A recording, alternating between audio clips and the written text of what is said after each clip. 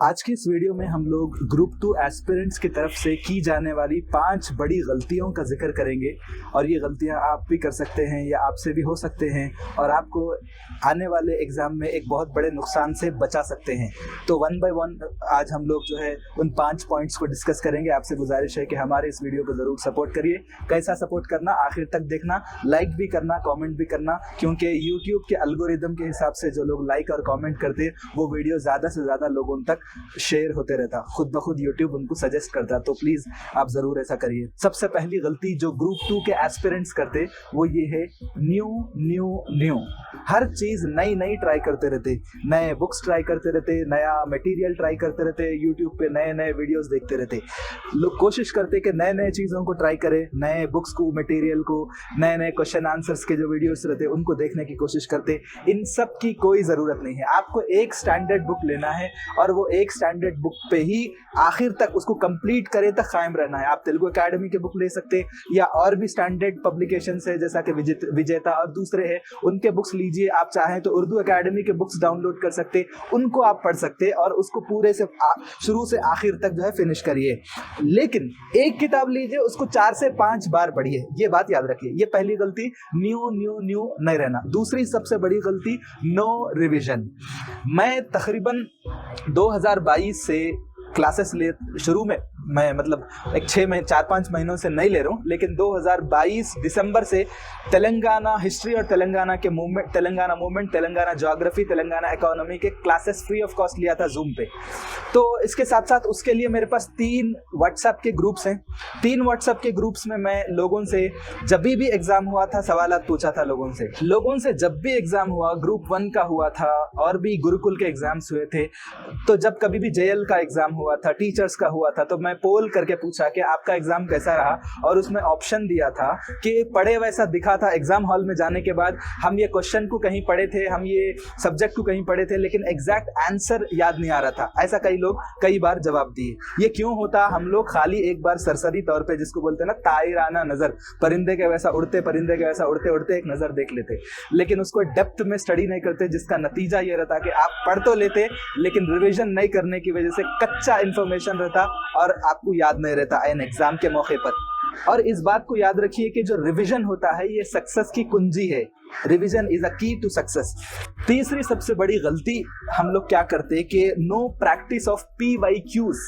PYQs का मतलब क्या है कई लोगों को नहीं मालूम, मैं बताता हूँ। प्रीवियस ईयर क्वेश्चन पेपर्स जो रहते हैं, जैसे आप ग्रुप 2 का एग्जाम लिख रहे हैं, लास्ट ईयर ग्रुप 2 का एग्जाम शायद 2016 या 17 में हुआ, आई थिंक 2016 में हुआ। उस वक्त भी मैं एग्जाम लिखा था।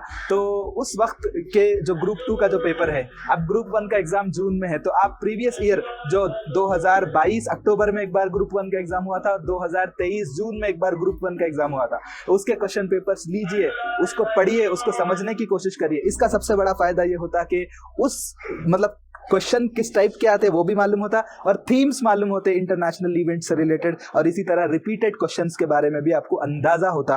तो इसके अलावा जब आप प्रीवियस ईयर क्वेश्चन पेपर्स को जब आप पढ़ेंगे तो आपको क्या पता चलता कि आपको जो सिलेबस का जो पैटर्न है ये आपको अच्छे से समझ में आता। आपको एक तो सिलेबस पढ़ना अलग है, लेकिन जो क्वेश्चंस रहते हैं उनको प्रैक्टिस करते हुए अपना सिलेबस समझना अलग है। तो इसका बहुत बड़ा फायदा आपको मिलने वाला है। और चौथी सबसे बड़ी गलती वो ये करते कि यूट्यूब पे ओवर डिपेंडेंट हो जाते। बहुत ज्यादा हम लोग क्या करते कि बजाय किताब को पढ़ने के हम क्या करते कि बहुत ज्यादा डिपेंडेंट यूट्यूब वीडियोस देखने की बहुत आदत हो जाती। तो मैं क्या बताना चाहता हूं कि कुछ चैनल्स ऐसे हैं जो बहुत जेन्युइन कंटेंट प्रोवाइड करते, जो क्वालिटी कंटेंट प्रोवाइड करते, और कुछ चैनल्स ऐसे रहते आधी बात बताते और बोलते कि बाकी का आपको जानना है तो हमारे पेड कोर्सेज में एडमिशन लीजिए, ऐसा वैसा बोलते। बट मैं उस पर बात नहीं करना चाह रहा हूँ। लेकिन आपको क्या करना है कि एक स्टैंडर्ड बुक लेना है, उस पर प्रैक्टिस करना है, उस पे ही आपकी पूरी तैयारी होना है, बजाय किसी यूट्यूब चैनल के बेसिस पे। हाँ, यूट्यूब चैनल की मदद किसी पर्टिकुलर कॉन्सेप्ट को समझने के लिए आप ले सकते हैं। इसको बोलते हैं डिजिटल डिस्ट्रैक्शन। हम नहीं चाहते हुए भी मतलब हमारे सबकॉन्शियस माइंड में ऐसा आ जाता और हम जो है खुद ब खुद जो है ऐसे वीडियोस देख लेते।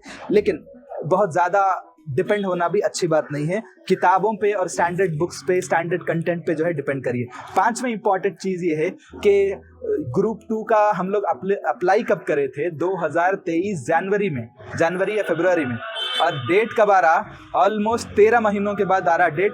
और कबारा ग्रुप 2 का एग्जाम अगस्त में है और नवंबर में ग्रुप 3 का एग्जाम है, तो इतना लंबा टाइम है, कई लोगों को मोटिवेशन खत्म हो गया। तो पांचवी गलती क्या है कि हमेशा अपने आप को मोटिवेटेड रखिए। मोटिवेटेड भी कैसा, सेल्फ मोटिवेशन रहना, अपने आप से ही सेल्फ मोटिवेशन आना। अगर आपको अपने आप से सेल्फ मोटिवेशन नहीं आता तो आपके अंदर माइंडसेट का प्रॉब्लम है। मेरे व्हाट्सएप बायो पे तकरीबन साल 1.5 साल से एक बायो है, मैं बोलता हूँ माइंडसेट नॉट मोटिवेशन। मोटिवेशन क्या करता, थोड़ी देर के लिए आपको जोश दिला देता, किसी का किस्सा, किसी की स्टोरी सुन लेते या किसी का वाकया आपको ऐसा दिल को थोड़ा सा मोटिवेट करता। लेकिन आप क्या करते, 1 घंटा पढ़ सकते, 2 घंटे पढ़ सकते, 3 घंटे पढ़ सकते, उसके बाद आप क्या हो जाता, मोटिवेशन आपको ज्यादा देर तक अपने मकसद पे कायम नहीं रख सकता। आपको क्या करना है, माइंडसेट बनाना है। जैसा मिसाल के तौर पे मेरे पास एक किताब है, माइंडसेट एक किताब है, ये किताब मैं पढ़ के बता रहा हूँ कि आपको कॉम्पिटिटिव एग्जाम, ये किताब जरूर अगर आप पॉसिबल है तो जरूर खरीदिए। Mindset changing the way you think to fulfil your potential, बहुत जबरदस्त किताब है। तो ये किताब आपको पढ़ना जरूरी है, कभी मौका मिला तो पढ़िए, जरूरी नहीं है, लेकिन हाँ माइंडसेट बनाने के लिए, अपनी जिंदगी के बड़े बड़े मकासद को हासिल करने में ये किताब आपकी जरूर मदद कर सकती। तो यहाँ पे क्या है कि मोटिवेशन से ज्यादा माइंडसेट इंपॉर्टेंट है। क्यों बता रहा हूँ, क्योंकि कॉम्पिटिटिव एग्जामिनेशन ऐसे रहते हैं कि जहाँ पे आपको रेजिलियंस की जरूरत पड़ती। रेजिलियंस का मतलब मुश्किलात से उभर कर, जैसा पलट कर आते वापस, जैसा उभर कर बाहर निकलते मुश्किलात से, उसको बोलते रेजिलियंस। आपके घर के हालात हो सकते हैं या कोई पर्सनल हालात हो सकते, जिसके लिए आपको रेजिलियंस की जरूरत है, और कभी भी मोटिवेशन आपको रेजिलियंस नहीं दे सकता। दूसरा, फोकस की जरूरत है, फोकस के लिए भी माइंडसेट की जरूरत है। रेजिलियंस आता आपको ग्रोथ माइंडसेट से और फोकस आपको आता पॉजिटिव माइंडसेट से। इसी तरह आपको एफर्ट की जरूरत पड़ती और एफर्ट्स आता राइट माइंडसेट के जरिए से। और एडेप्टेबिलिटी मतलब चेंज को अडॉप्ट करने की आदत। आपको पसंद आता करंट अफेयर्स पढ़ना ज्यादा पसंद, लेकिन हिस्ट्री भी पढ़ना है, इकोनॉमी भी पढ़ना है, आपको पॉलिटी भी पढ़ना है, ज्योग्राफी भी पढ़ना है, कई ऐसी चीजें आती जो आपको पसंद नहीं है, लेकिन आपको अडेप्टेबिलिटी की सलाहियत आपके अंदर होना जरूरी है। तो उसके लिए ग्रोथ माइंडसेट की जरूरत है। तो अपने को ग्रोथ माइंडसेट बनाना है, राइट माइंडसेट बनाना है, और कौन सा माइंडसेट बनाना है, पॉजिटिव माइंडसेट बनाना है। तो 5 गलतियां हैं जिसका मैं जरूरी समझा। ये भी मैं अपनी तरफ से नहीं बता रहा हूँ, बल्कि एक सर हैं कृष्ण प्रदीप IAS, उनके YouTube चैनल के ये कुछ नुकात हैं जो मैं नोट करके आपके सामने बता रहा हूँ मैं।